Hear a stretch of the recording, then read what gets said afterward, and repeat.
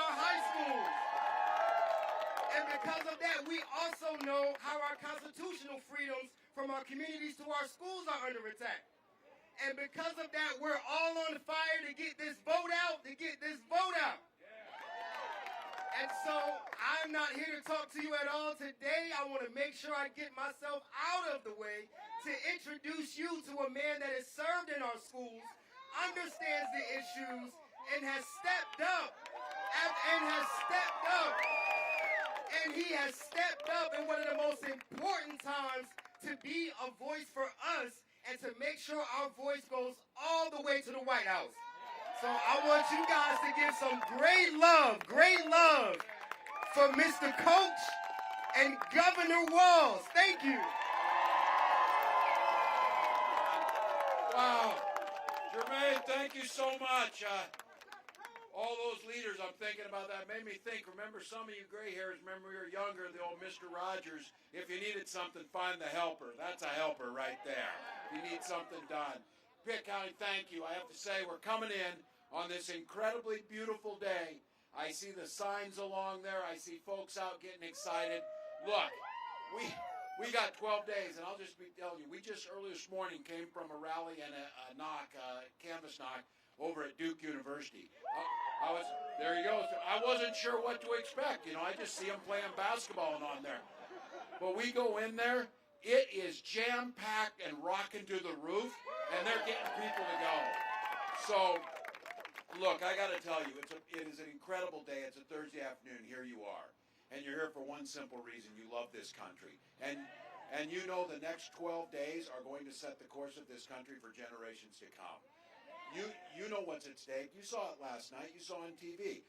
That was supposed to be a debate. Donald Trump, nowhere. Kamala Harris on that stage with a vision, with decency, with kindness, with grace, with strength, doing all the things we need to have done. Now, they're telling us he canceled a bunch of interviews and stuff, that he's exhausted, is what they said. Here's what I have to say is, he's old as hell, but he's not near as exhausted as we are. We're tired of it. We're tired of the chaos. We're tired of the meanness. We're tired of the hate. But here's the great thing.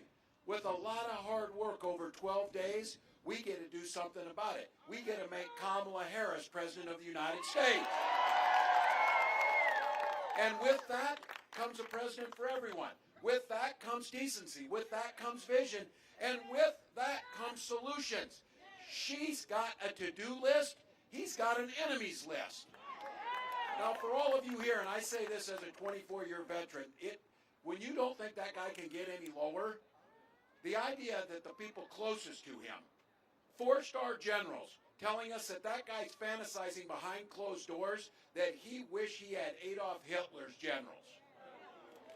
That is so damn disqualifying. Look, I know your neighbors, your friends, hell, our family members who are thinking, I don't know, we can get through another Trump pregnant. We can't get through that.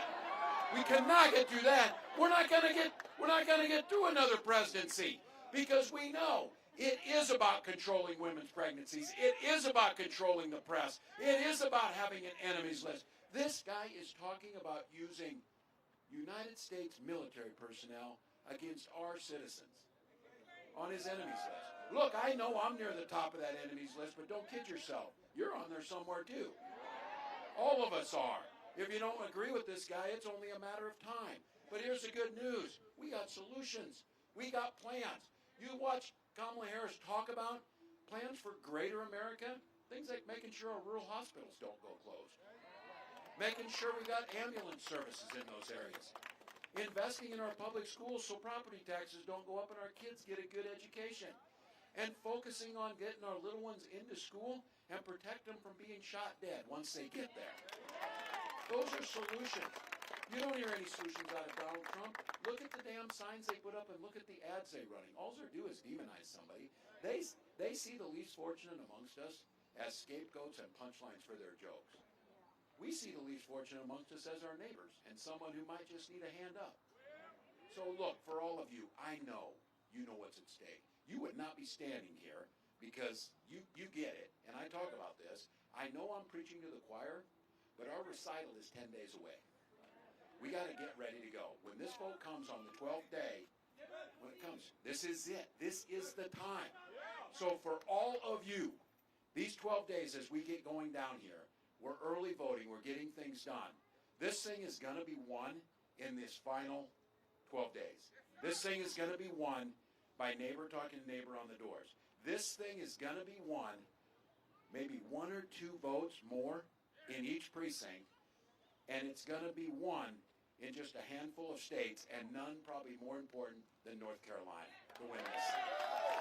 So, look, it's hard work. I wish we weren't dealing with this guy. I wish this were the old times when there was just, kind of decent people running on both sides. But this is not Ronald Reagan or John McCain's Republican Party.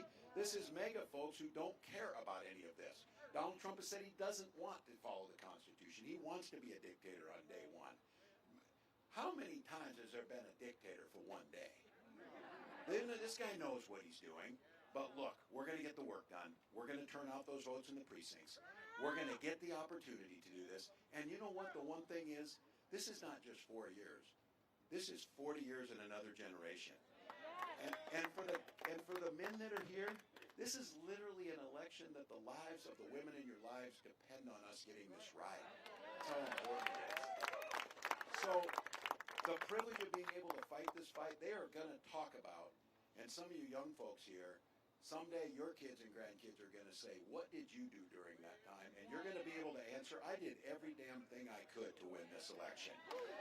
I left it all on the field. I'm not waking up on that 13th day and believing we didn't do what we needed to do. So I've been screaming to everybody, this is all gas, no break for the next 12 days. It's sleeping when you're dead. It's getting out there. And they're kind of like poo-pooing this idea that you can do this work, that hard work and good work can be joyful work. They're kind of poo-pooing, these people are talking about joy and all that. I'll tell you what, I'll stand with joyful people over hateful people every damn day. Every damn day. So we know what the work is. We know the assignment. We know we can outwork them. We know they're trying to buy this election. As I said, you got Elon Musk prancing around on stage offering $1 million to people or whatever. He knows what he's doing. I think that's a North Carolina term too, right? That was a Minnesota term, and I called him a dipshit because that's what it is. And I said that wasn't a pejorative. That's just it. Standing up there as the richest man in the world, instead of you're putting your money in to help people and end homelessness or end hunger or do all that, you're looking for a damn tax cut for yourself. That's what you're looking for. So look, we're on the right side of this thing. We know it, but I'll end with this. We are a hopeful people, and that is a powerful word. My wife and I talked about this. We tried for years to have a child. Finally using fertility treatment, stuff they want to take from us. We finally had that child, and we named her Hope, because it's the most powerful word in the universe.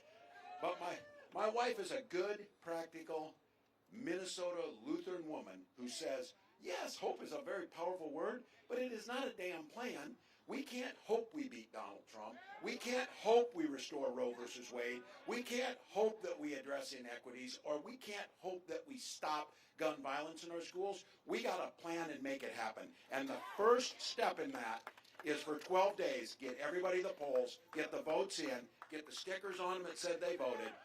We're going to win. We're going to win, and there are so many of those things that it's good for, but I'm just going to let you know on this. I don't consider myself a petty person, but I'm going to be a little bit on this. There are so many reasons to beat this, guys, so many reasons to lift up Kamala Harris and finally break that damn glass ceiling and finally get these things done. All those things, but you tell me in your quiet moments that you're not going to find joy in this. After we win this thing, she becomes president, we can turn on our TV and not have to see that guy again. Not have to listen to him, not have to hear about it, not have to hear him talking.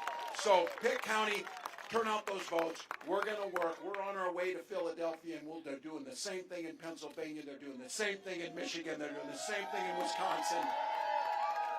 They cannot outwork us. They will not win this thing. And when you wake up, we are 13 days away from Madam President. Let's go get it done. Let's go.